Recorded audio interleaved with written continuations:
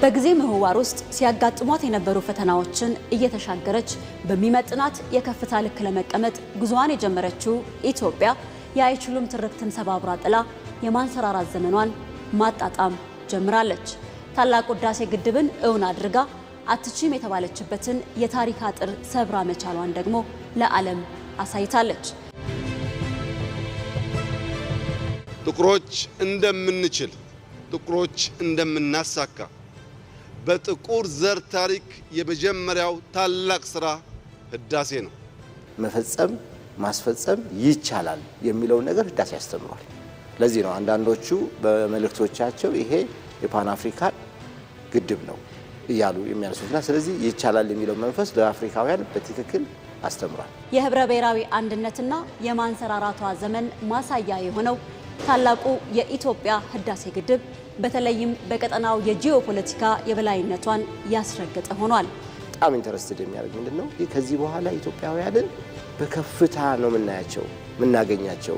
ከዚህ በኋላ የሚያቆማቸው ምንም አይነት ኃይል እንደማይኖር አይተናል እና ኢትዮጵያውያን የቀጣዩ ክፍለ ዘመን ታላቅ አገራት ይሆናሉ። ይሄ በጣም ገጽታ ለውጥ ነው። ህዳሴን ገንብታ ያጠናቀቀችው ኢትዮጵያ ኢንዱስትሪዎቿን በበቂ ታዳሽ ኃይል የምታንቀሳቅስ የቀጠናው የኃይል ማዕከል እንዲሁም የውሃ ሀብቶቿን በፍትሃዊነት መጠቀም እንደሚቻል ደግሞ አዲስ ልምምድን የፈጠረች አድርጓታል። አንድ ጠብታዋ ከተነካች ወዮላችሁ እየተባለ በአደባባይ ሲነገር የነበረበት ሁኔታ ነው ያለው እና ከዛም በላይ አልፎ እንግዲህ 74 ቢሊዮን ሜትር ኩብ ውሃ ይዘናል። ከዲፕሎማሲ አንጻር አሁን ትልቁ ፈተና ታልፏል ብዬ ነው የማምነው። ተጠናቀው ወደ ስራ የገቡ ግዙፍ የማዕድን ፋብሪካዎችና በግንባታ ላይ የሚገኙ የማዳበሪያ ነዳጅና ኒውክሌር መሰል ፕሮጀክቶች ኢትዮጵያ የእውነትም እያንሰራራች መሆኑን በዓለም አደባባይ የሚመሰክሩ ሆነዋል። ለዚህ ስኬት ደግሞ ከሀገር በቀል የኢኮኖሚ ሪፎርም ጀምሮ እስከ ተሟላ ማክሮ ኢኮኖሚ ትግበራ ድረስ ያዘለቀው የመደመር መንግስት ማሻሻያዎች ከስብራት አገግማ ወደ ብርሃናማው ዘመን ጉዞዋን እንድታፋጥን አድርጓታል።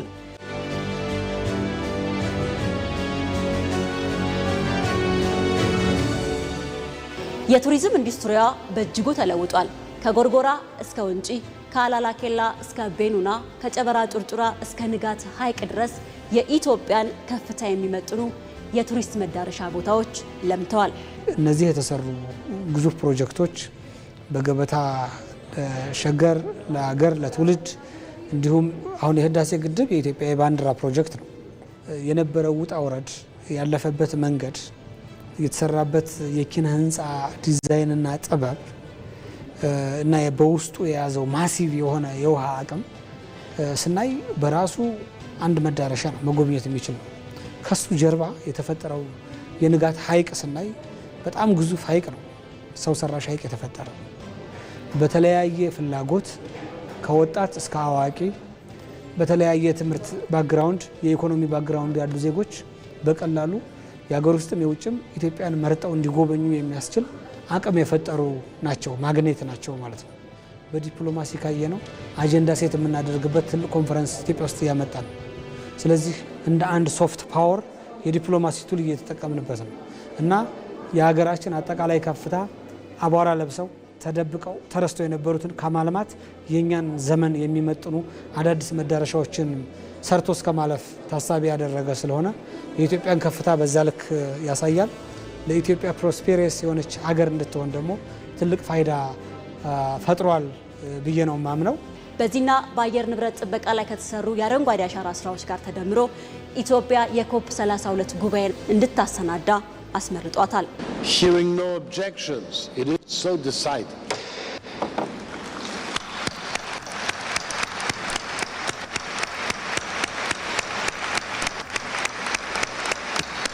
የኢትዮጵያ ግብርና ለዘመናት ከነበረበት ከእጅ ወደ አፍ ወጥቶ ወደ ገበያ ተኮርና ትርፍ ምርት እየተሸጋገረ ነው። ከዝናብ ጥገኝነት በመላቀቅም ዓመቱን ሙሉ ወደ ማምረት ተገብቷል። ይህም ኢትዮጵያ የምግብ ሉዓላዊነትን በማረጋገጥ ሂደት ውስጥ የከፍታዋን የማንሰራራቷን ዘመን እንድታጣጥምና እንድትጀምር አስችሏታል።